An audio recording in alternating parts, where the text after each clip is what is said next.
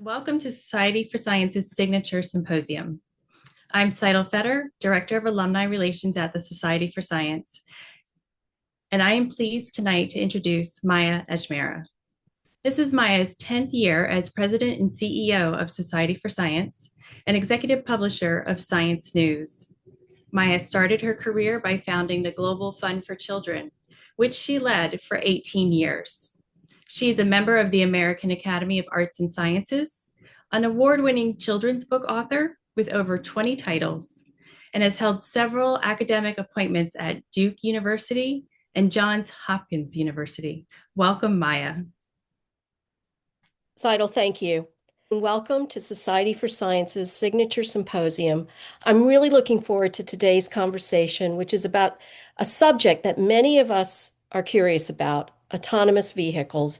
According to research by McKinsey & Company, by 2035, autonomous driving could create 300 billion to 400 billion in revenue. This is an industry that could truly revolutionize how we travel. Today's event also marks the inaugural interview in a new tech series the Society for Science will be launching soon, where we will spotlight alumni who are involved in exciting and cutting-edge innovations. Stay tuned for more information on that. Before we dive into the conversation, I'd like to take a moment to share a bit about Society for Science. Founded in 1921 by E.W. Scripps and William Ritter, Society for Science has been dedicated to expanding scientific literacy, fueling the curiosity of young people, and advancing STEM education and research. We are the publisher of Science News and Science News Explorers, which brings trusted, evidence-based reporting on science to millions of readers of all ages. In addition to our award-winning journalism, we are known for our prestigious STEM competitions, including the Regeneron Science Talent Search, the Regeneron International Science and Engineering Fair, and the Thermo Fisher Scientific Junior Innovators Challenge. Through our STEM outreach programs, we seek to ensure that every child has an opportunity to become a scientist or engineer if that is what they want to do. Our community of more than 80,000 alumni include innovators, entrepreneurs, and researchers who are making groundbreaking discoveries and solving the world's most intractable problems. And one of those 80,000 alums is our guest tonight, Jesse Levinson, a 2000 ISEF alum, as well as co-founder and chief technology officer at Zuks, an autonomous all-electric ride-hailing company. Jesse has spent the last 20 years studying and developing autonomous vehicle technology. After graduating from Princeton University, Jesse completed his PhD in computer science and postdoc under Sebastian Thrun at Stanford University. He developed algorithms for the $1 million winning entry in the 2007 DARPA Urban Challenge and led the self-driving car efforts at Stanford University for 5 years. Before we begin, please take a moment throughout the session to submit your questions via the Q&A option in Zoom. So let's get started. Jesse, it is a thrill for me to have you here today, and thank you for joining us. Let me start with my first question. You're an alum of the 2000 International Science and Engineering Fair. Your project was entitled Computer Simulated Evolution in the Psychology category, and you were also a Grand Award winner. What was that experience like, and how did that competition impact your life and career? First of all, thank you for having me on tonight. Sorry, I was a little bit late. We had some technical difficulties. It was an amazing experience for me. I think it was computer simulated evolution of behavior, if I remember correctly. And really what it was is looking at how different types of personalities with regards to cooperation and being selfish might both coexist and evolve over time under different parameters. And it was essentially an iterated prisoner's dilemma where different types of personalities would literally kind of commingle on a screen by moving and grounding in motion. And when they would overlap, they would have a single iteration of prisoner's dilemma. And you could have, simple strategies like always be selfish or always cooperate, or you could have randomized strategies, you have tit for tat. And essentially what it would do is it would iterate a bunch of these interactions over a generation, and then you'd look at how many points each strategy scored, and then you'd spawn a new generation proportional to how many points they scored in the previous generation. And you could look at some really cool trends, like if you allowed lots of repeated interactions, then in general, more cooperative strategies were better. If people never ran into the same person more than once, and if people didn't have a reputation, it was more advantageous to be selfish. So kind of common sense, but you could kind of quantify it and look at how this would evolve over time. So it was really fun. What was, I think, for me really rewarding was, it wasn't actually anything very complicated to implement, right? The actual code, to move the squares around the screen was very simple. The interactions themselves were, a 2x2 payout matrix. So there was really nothing complicated about it. But the idea was kind of cool, and nobody had put it together in quite that way.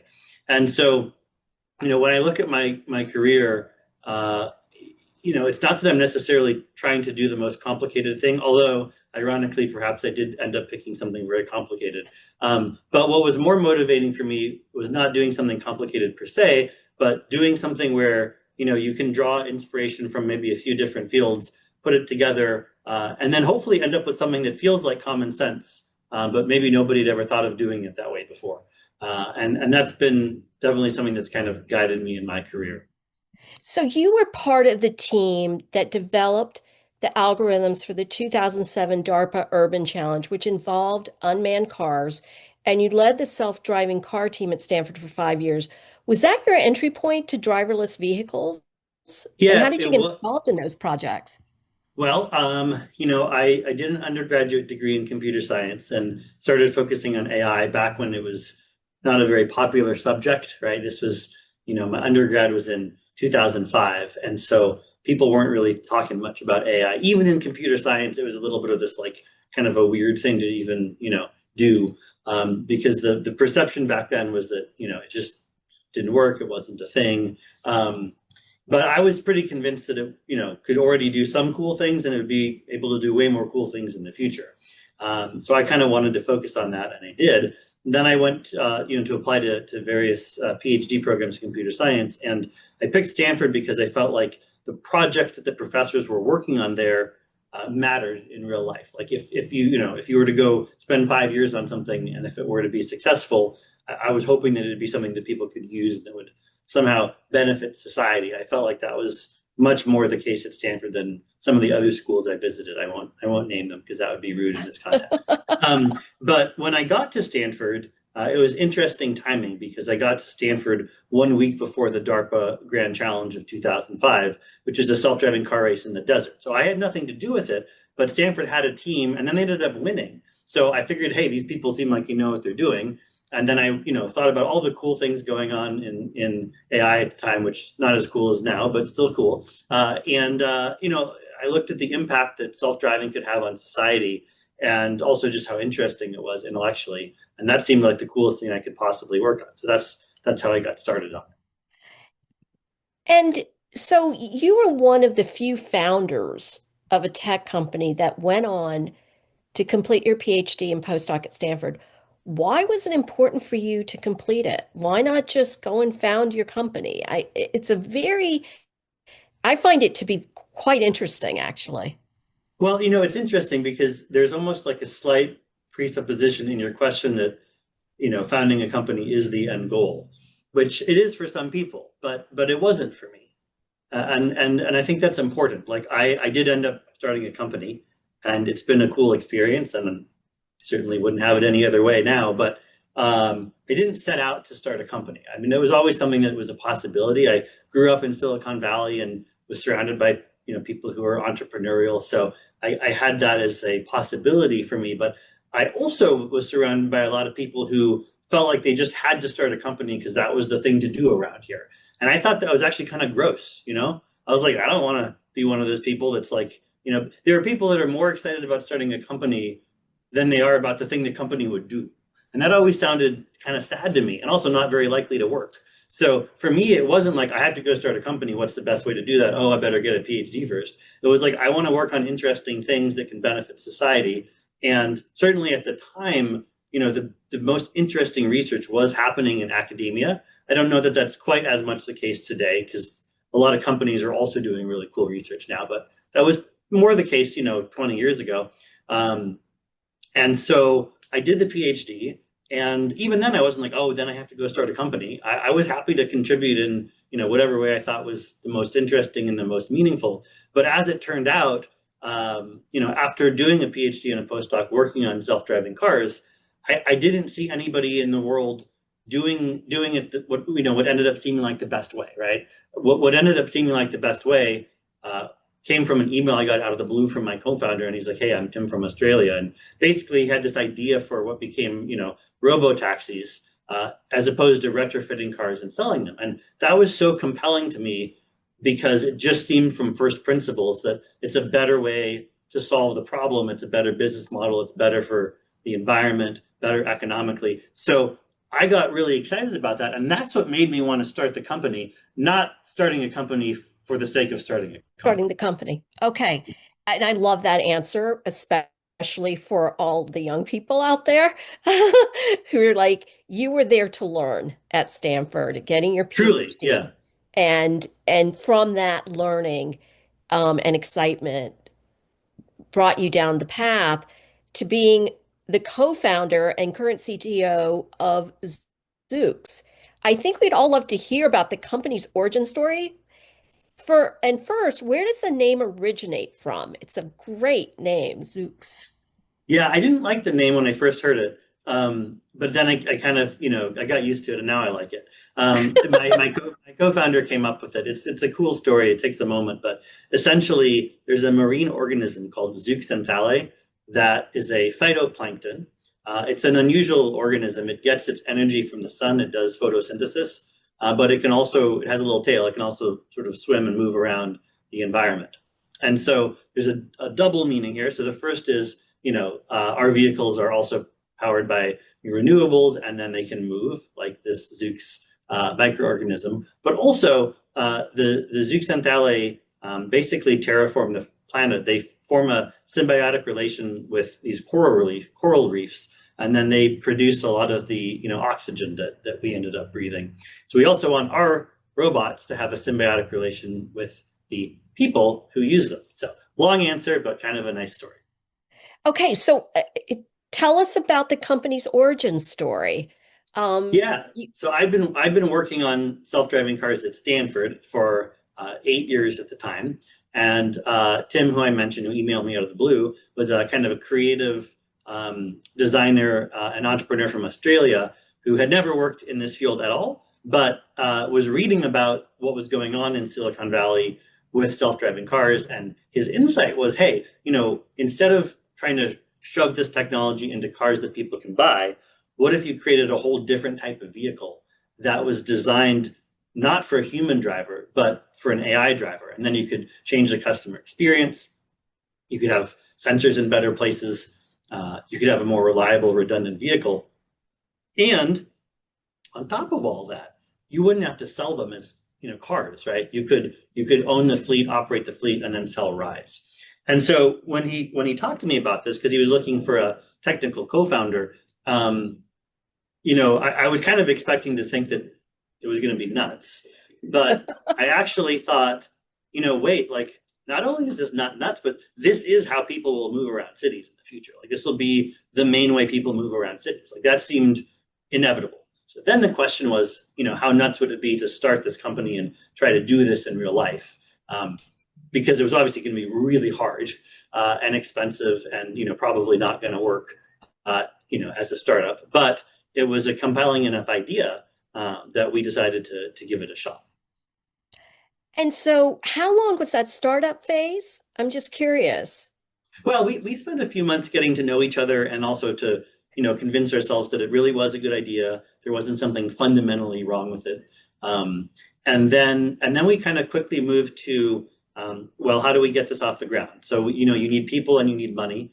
And, for better or for worse, if you want to get people, you need money. And if you want to get money, you need people. So, that's one of the hard things about starting a company. But we were able to get an exclusive license from the Stanford Office of Technology Licensing for all of the code that my team and I had written at Stanford to do self-driving. Now, to be fair, it was in no universe anywhere close to being production ready or something you'd ever ship on a vehicle, let alone an unsupervised driverless vehicle. But it still let us get started quickly.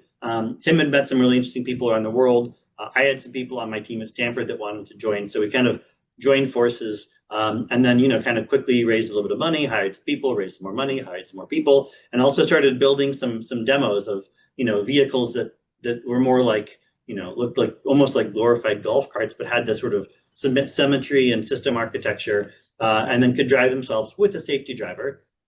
And so we just kind of went from there, and we were able to hire probably 100 people in our first year and a few months. So pretty fast growth, but we knew that if you were going to do something like this, it wasn't something you could do with 20 people in a garage. Like building an entire vehicle from scratch and then building a whole AI stack and then building a product and service out of it, we knew that was going to take, we thought many hundreds of people, and many hundreds of billions of dollars. As it turns out, it's many thousands of people and many billions of dollars. So that to that extent, we were a little naive, but we did know it was going to be no small thing. So, what was the biggest technical challenge in building Zoox? I mean, building this vehicle. Yeah, I would It's say both. there are a couple, right? Okay. The first is we literally did design a new type of vehicle, which, to be fair, most people thought was insane. Especially in Silicon Valley, it's much more of like a, write some software and, sell some software. Building a vehicle from scratch is really hard. Even if you're already an established car company, it takes 5 or 6 years to do that. And we were nothing. So it's a weird thing to do as a startup. So making that happen, and again, it's a symmetrical bidirectional vehicle, so all the airbags are in a different configuration. The drivetrain's all different. So building that and then homologating it and certifying that it's legal to put on public roads, that was super hard. But probably the hardest thing of all is building a safety case, which is basically a set of quantitative arguments that when we put this vehicle on the road with all of our autonomy software in an unstructured environment, that it will be able to drive safer than a human in the same environment. And that's just so much work, because you have to not only have to make it that safe, but you kind of have to prove that it's that safe, right? It's not good enough to be like, well, we built some software, we trained some neural networks, and they seem awesome, and like, I don't know, hopefully it's safe enough. Like, that's not good enough, right? You have to be able to basically prove that, even though you haven't driven, hundreds of millions of miles yet. So that requires tons of data, tons of simulation, and a lot of system engineering. So that's something that was just really a lot of work and always, still ongoing, but that's no joke. So I've read that the AI stack is at the core of Zoox driving system, which consists of 3 processes: perception, prediction, and planning. How does Zoox integrate this into a real-time system, and why is that important for the safety of your vehicles? Yeah, well, it by definition has to be a real-time system because you're driving in traffic, right? So it's not good enough to have a system that thinks for 5 seconds and then decides what's going on. Right. You'd be hit by then, right? So it has to operate at a super high frame rate, basically. And basically, you're taking in all the sensor data, right? So cameras, radars, lidars, and more. And you're building a consistent 3D representation of the world around you. That's called perception. You're then predicting what everything's going to do and planning what the best thing is for our vehicle to do. But it's actually all kind of connected, right? Because you can't just predict what every vehicle is going to do in isolation.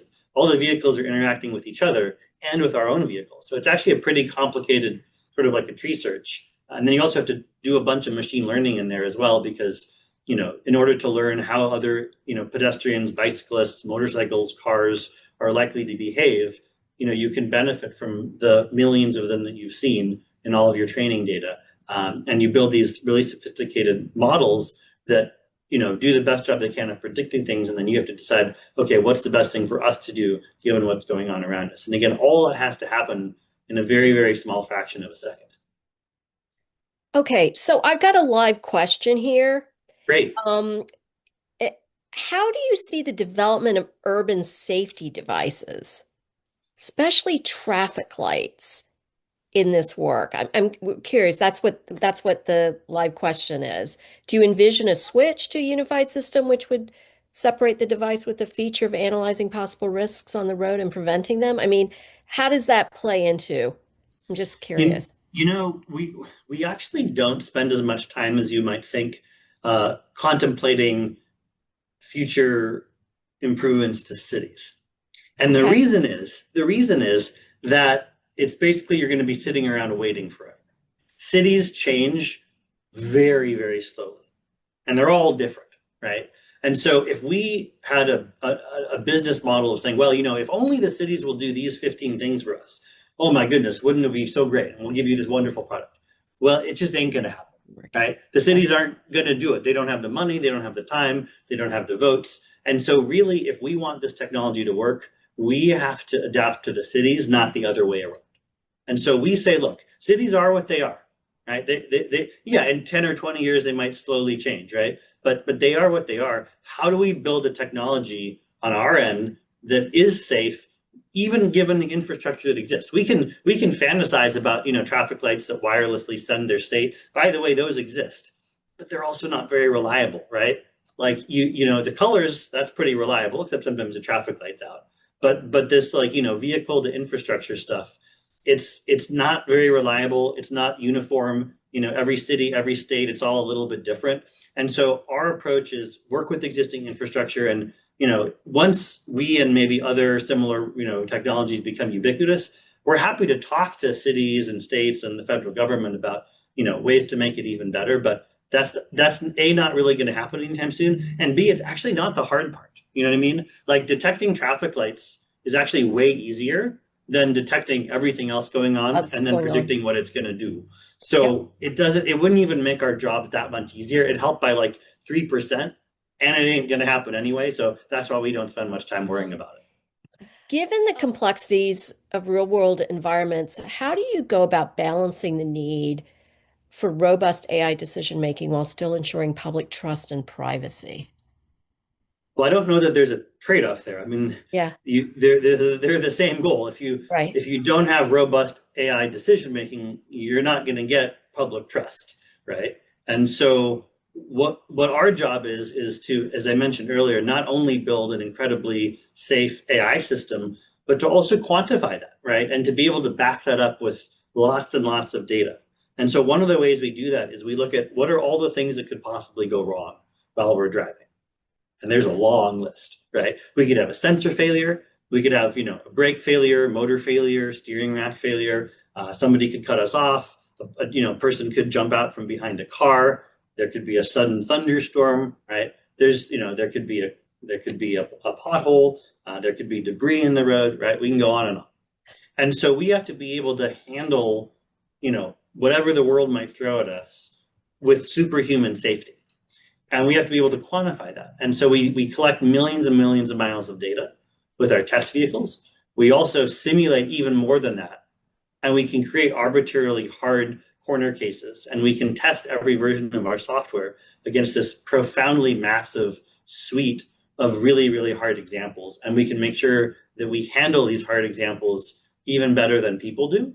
And then when you put it all together, including every risk we can possibly think of, we still do much better than a human. And so that's how we are going to earn the public trust over time, is by having a vehicle that is better, not only for the people inside it, but also for the people outside of it than human-driven vehicles on the road today.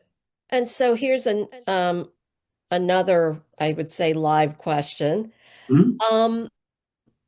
It's about the trust in AI, right? This has been a big, big deal, right? About AI could do incredibly powerful things for the world in good ways, and it can also not be, right? There's been a lot of talk about this.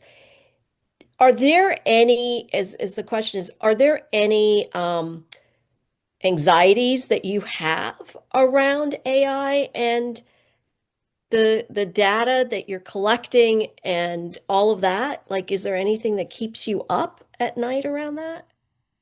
Well, it's a very broad question in some ways, right? I think it's AI in general. If we talk about more than self-driving cars, right? I think there's a lot to be trepidatious about, right? I mean, it's going to do incredible things for productivity. and invention, right? We're going to have, AIs that are smarter than people at just about everything. We almost do in some ways now, but there's plenty of things that doesn't quite get right. But, every month it's getting better. So we're certainly, as far as it appears to be, on a trajectory where, AI systems are going to be doing just about everything and maybe better than humans. So that's exciting, but it is also very scary. There's alignment issues. There's, inequality issues. How do you distribute, even the concept of money, like what does that mean if, humans aren't really adding much economic or intellectual value at some point in the future? So all of that keeps me up at night. But those aren't really Zoox problems, because we at Zoox are not building an artificial general intelligence, right? We are specifically building a robotaxi. And the problem of driving a vehicle on a road, while it is complicated and challenging, is much more constrained than AGI. And so what we're building is very much constrained to driving a vehicle on a road. And making that safe is a big challenge. I would also say that while we are leveraging a lot of the modern techniques around generative AI and large models and transformers, and these things are great, we are not just doing this sort of somewhat newly fashionable end-to-end technique where you just say, hey, here's a bunch of sensor data, build this big black box, and now the thing drives. There are some companies doing that. And what's interesting about those approaches is they work really, really well most of the time, except when they don't work. And you're seeing examples of that on the road even the last, few days. And that induces fear, right? Yeah, yeah, exactly. And so what we do at Zoox, it's a bit different, is we have a bit more of a hybrid architecture where we are leveraging a lot of these new techniques, but there are also guardrails. There are sensors that directly measure where everything else is, like radar and LiDAR. And so we have neural nets all over our system, but that's not the only thing we have to keep people safe. We are directly measuring the 3D structure of everything around us. And we are explicitly encoding in our software to, do everything you can to not run into things. As opposed to these purely, AI approaches, which is just like, well, feed it a lot of data and, eventually we'll learn to not run into things. And it's like, yeah, it will most of the time, but that's probably not good enough, right? And so we have a more hybrid architecture with a lot of systems engineering, which is how we are able to quantitatively, make a safety case that shows that we will be significantly safer than humans. I haven't seen evidence yet that these purely modern end-to-end approaches can actually perform that well. And in fact, I don't think they can yet. Maybe they will someday in the future, but that doesn't exist yet. And so we are using a much more hybrid architecture that does work. So another live question. Does your company have plans related to working on driverless public transportation vehicles? Like a bus? Yeah, not explicit. And what challenges do you see with improving this kind of transport in the next 5 or 10 years? Yeah, so the reason why we haven't started with buses is actually quite practical.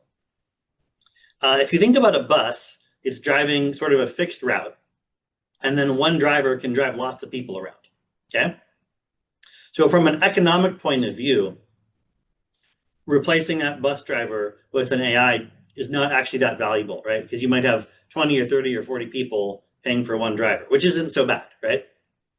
What is so bad is everybody having to drive themselves around, or everybody, if you want to do ride hailing, having to pay somebody else to drive just you around, or just you and a couple of people around. So that's why we're really focused on that problem. Buses and trains are great, right? So if you can use those transportation services, then that's going to be good, environmentally and economically.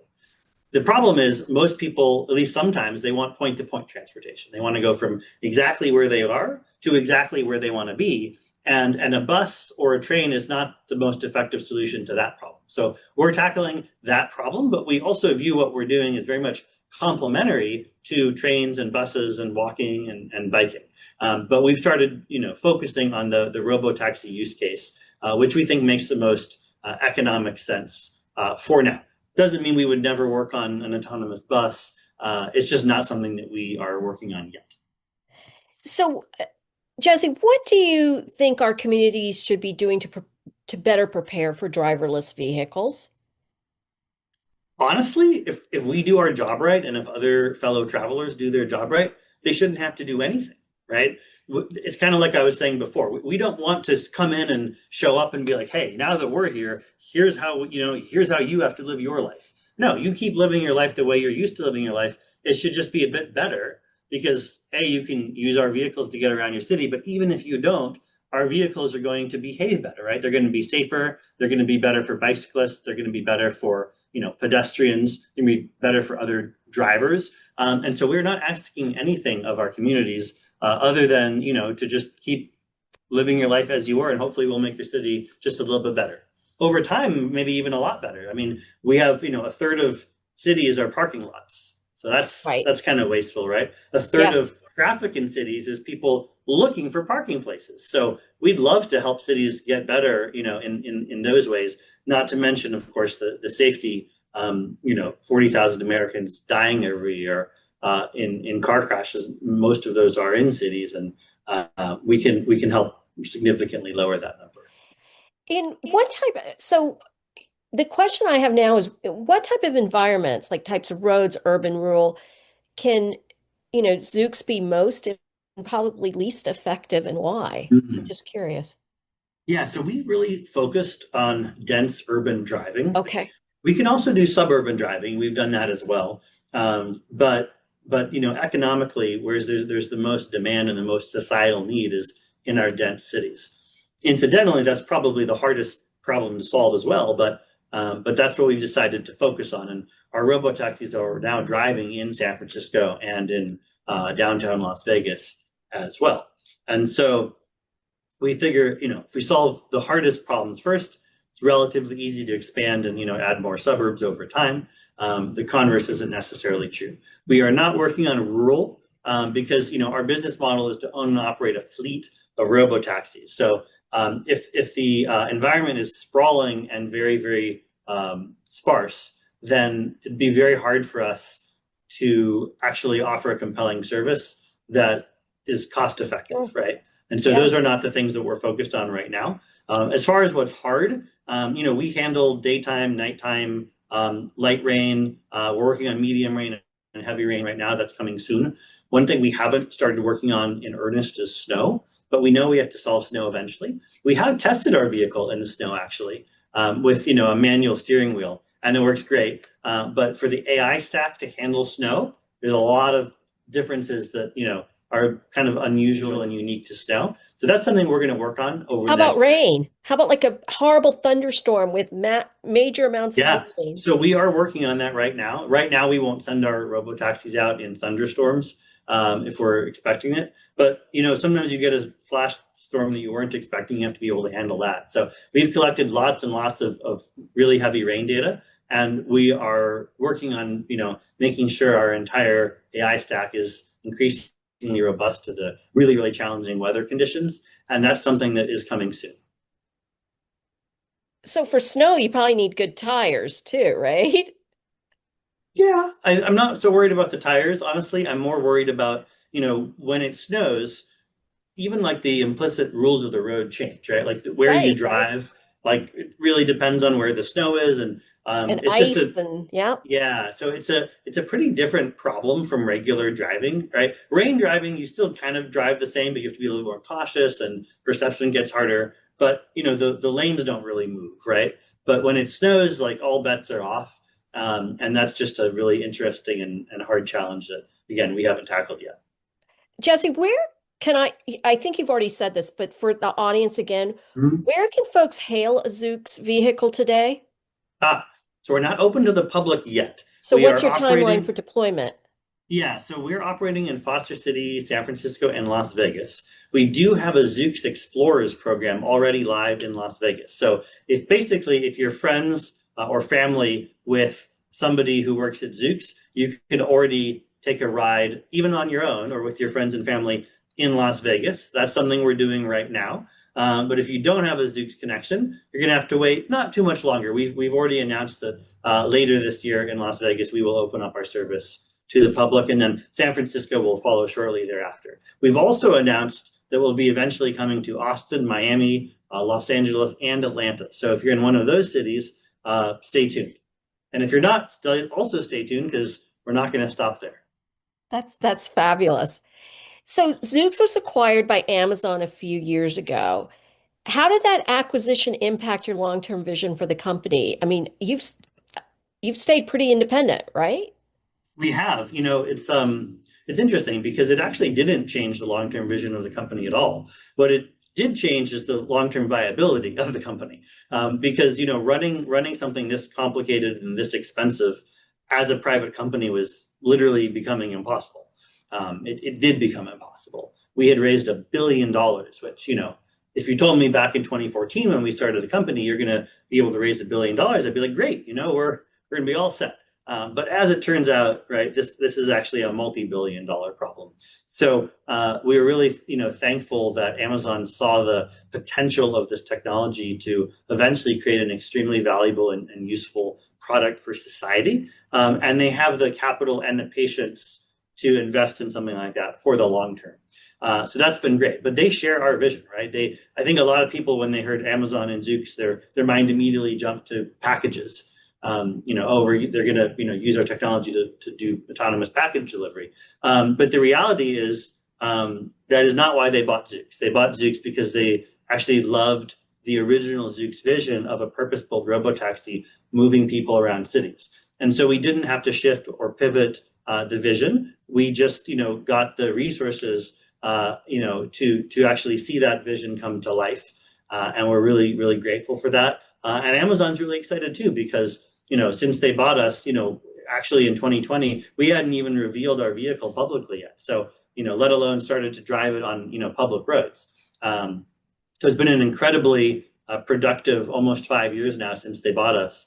But at the same time, they've had to be patient too. I mean, they'd love for our vehicles to be everywhere and to be in commercial service already, right? I mean, who wouldn't? And I give them credit for appreciating, how difficult this problem was, and also just having a deep respect for the safety as well, right? This is not one of these things that you can rush to market. If you have investors saying, "Hey, where's my robotaxi?" And then you release something before it's ready, we've seen some examples of how that goes badly for companies. And so again, Amazon and Zoox are both as excited as we are to get this technology out. We're not going to compromise on having something that's significantly safer than humans, because if you do that, it's A, just not the right thing to do morally, and B, you're probably not going to have a long term in the first place. I loved it hearing the word patience there. Patient capital, patient acquisition, just patience.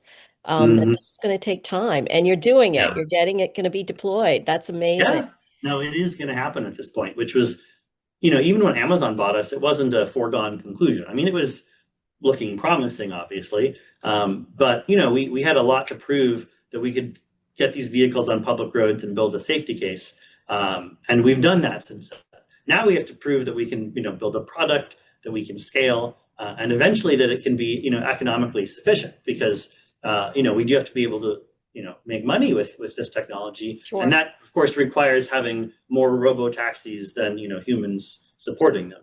And of course, that's what our roadmap shows, but we have a lot of work to actually get there. So, Jesse, there are many who are listening and thinking, and there's actually been a couple of the same question. I'm saying, with my question, I want to come work for Zoox. What do you look for in this generation of talent? We've had a question, how do you find like-minded people to grow your idea with? How are you searching for the next great idea to come into Zoox? So just quickly, I've got one more question, but Okay. this conversation's gone on so wonderfully. We're running out of time. So Sure.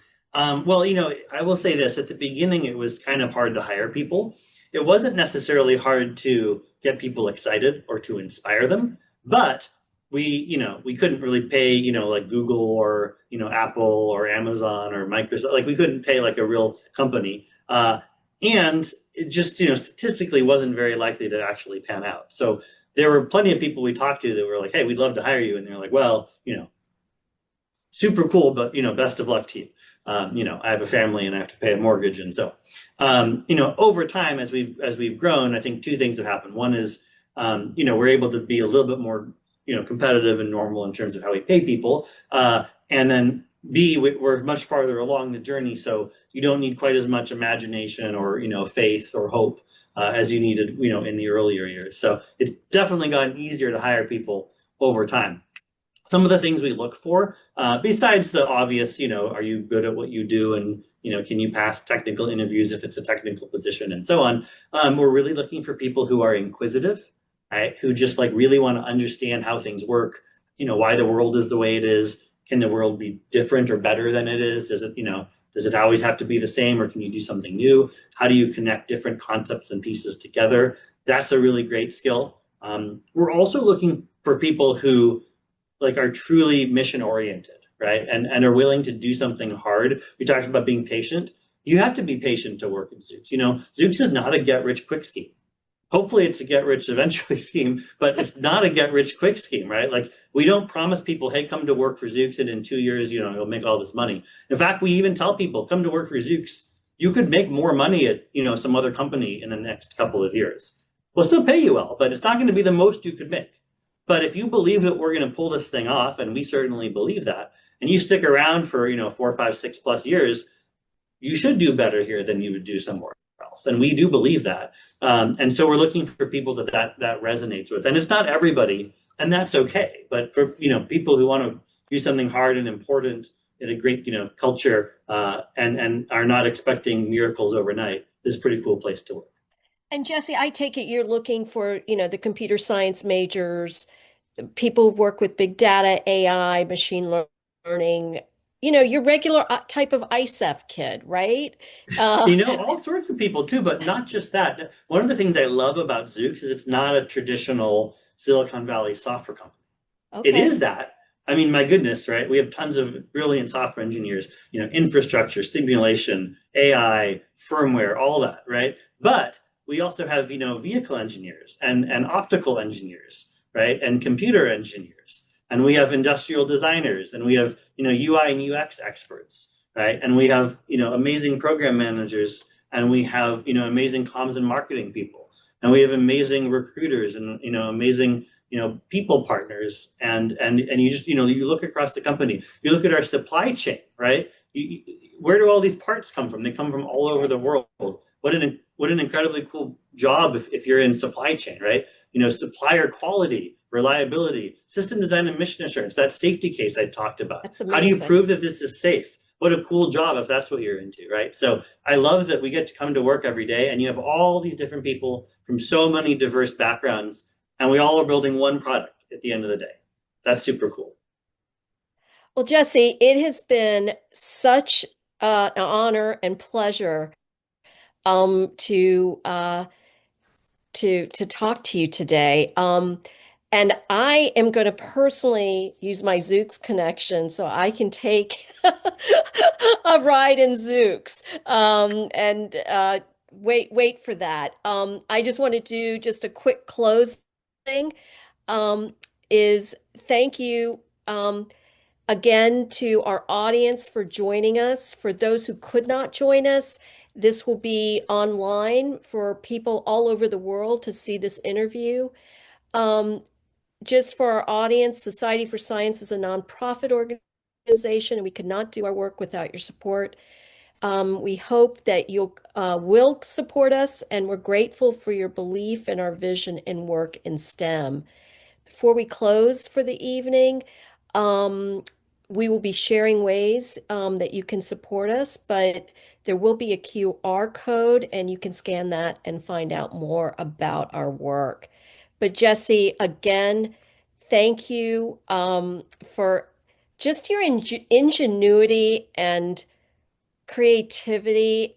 And I need to get you to ISEF now to come speak to these young kids who would just, go fall all over you. I mean, as you were once there, and to see one of our alums just really changing the world is very inspiring. So again, on behalf of our community and the Society for Science, thank you for everything. And thank you for being here. You're so welcome. And again, I can't overstate what a special opportunity getting to participate in ISEF was. I think, when you're in high school, most people don't take you very seriously, right? It's like, oh, your job is to memorize a bunch of stuff and, take some tests, and eventually maybe you can do some cool stuff. And I really love that the ISEF community is all about, no, you're not too young to start actually doing new things and being creative and combining, different disciplines together. And a bunch of us got an opportunity to do that. And sure, you're probably not going to change the world when you're 14 or 15, but you can get a taste of it, right? You can start practicing. And I'm really grateful for that, and so glad you guys are continuing to enable that. Thank you so much, Jesse, and thank you so much for your time today. Be well. Take care. Bye-bye.